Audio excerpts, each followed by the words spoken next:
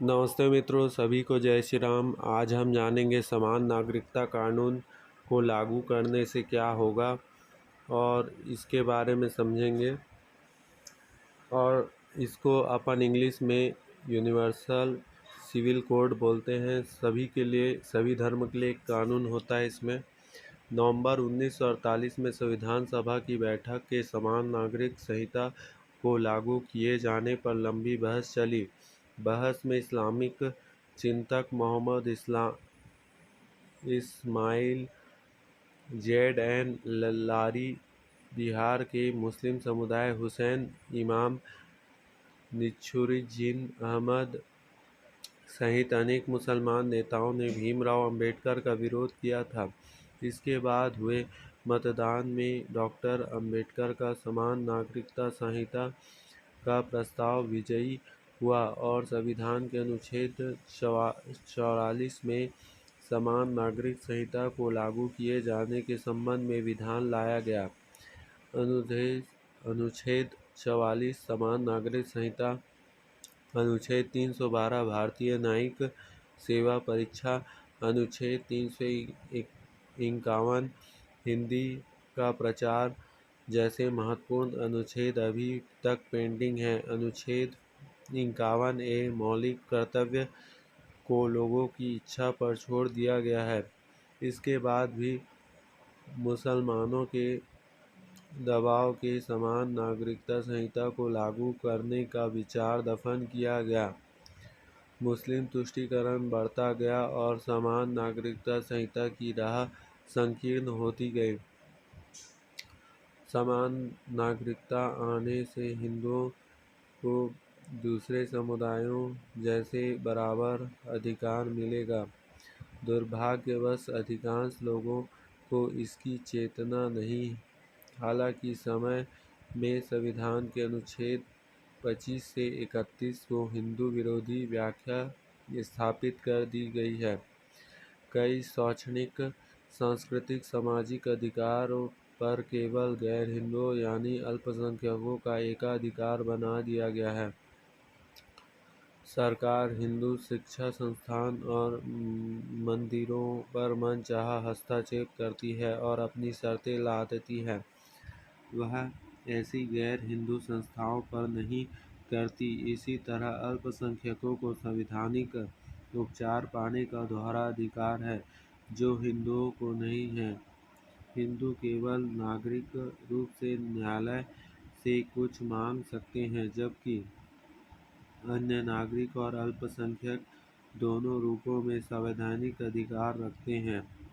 ऐसा अंधेरी दुनिया के किसी लोकतंत्र में नहीं है कि अल्पसंख्यक को ऐसे विशेषाधिकार हो जो अन्य को न मिले।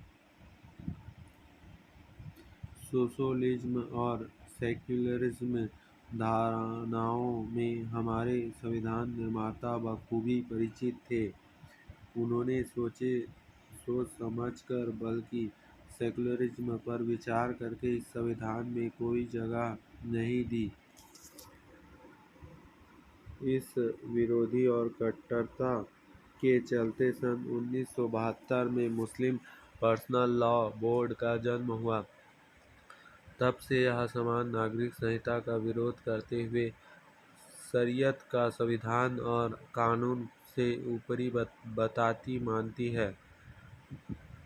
कुछ समय से देश के समान नागरिक संहिता की चर्चा बार हो रही है, लेकिन वह आगे नहीं बढ़ पा रहा है। इसी तरह हिंदू मंदिरों को सरकारी कब्जे से मुक्त कराने की मांग भी अनसुनी बनी हुई है। छोटे मोटे संगठन और एक्टिविस्ट धर्मांतरण के विरोध कानून बनाने की भी मांग कर रहे हैं। भोजन उद्योग में हलाल मांस का दबाव बढ़ाने की संगठित गतिविधियों के विरोध भी असंतोष बढ़ा है। शिक्षा अधिकार कानून में हिंदू विरोधी पक्षपात पर भी काफ़ी उद्वेलन है। आखिर इन मांगों पर सत्ताधारियों की क्या रुख है? क्या है समान नागरिक संहिता? समान नागरिक संहिता में सभी धर्म के लिए कानून का व्यवस्था होगा। हर धर्म का पर्सनल लॉ होगा जिसमें शादी, तलाक और संपत्तियों के लिए अपने अपने कानून हैं। यूसीसी के लागू होने से सभी धर्मों में रहने वाले लोगों के मामले सिविल नियमों से ही निपटाए जाएंगे। यूसीसी का अर्थ शादी, तलाक, गोद लेने, उत्तराधिकार और संपत्ति का अधिकार से जुड़े कानून को सुव्यवस्थित करना होगा। मतलब यूसीसी कानून आने से क्या होगा कि मुस्लिम जो चार चार शादी करते हैं वो भी एक ही शादी कर पाएंगे और वो सभी शादी का रजिस्ट्रेशन होगा। जो भी चाहे हिंदू हो कोई भी हो, सभी लोगों के शादी का रजिस्ट्रेशन होगा। और इसमें जैसे कि समझो कि कोई मुस्लिम महिला है, उसके पति मर जाते हैं तो उसको आधा संपत्ति मिलेगी। इस्लामिक देशों में भी लागू है यूसीसी। मुस्लिम देशों में पारस्परिक रूप से शरिया कानून लागू है जो धार्मिक शिक्षाओं, प्रथाओं और परंपराओं से लिया गया है। न्यायविदों द्वारा आस्था के आधार पर इस कानून की व्याख्या की गई है। हालांकि आधुनिक समय में इस तरह की कानून में यूरोपीय मॉडल के मुताबिक कुछ संशोधन किया जा रहा है। दुनिया के इस्लामिक देशों में आमतौर पर पारंपरिक शरिया कानून पर आधारित नागरिक कानून लागू है। इस देश में सऊदी अरब, तुर्की, सऊदी अगर तुर्की, पाकिस्तान, मिस्र, मलेशिया, नाइजीरिया आदि देश शामिल हैं। इन सभी देशों में सभी धर्मों के लिए समान कानून हैं। किसी विशेष धर्म या समुदाय के लिए अलग अलग कानून नहीं हैं।